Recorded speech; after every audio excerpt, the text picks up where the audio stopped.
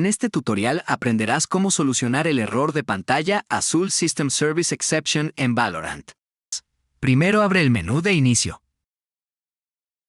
Abre la configuración.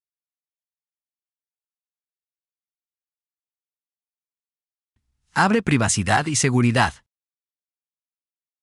Abre seguridad de Windows. Abre seguridad del dispositivo.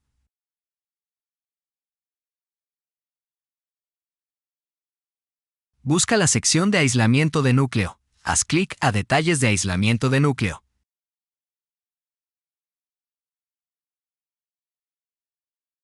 Desactiva integridad de memoria.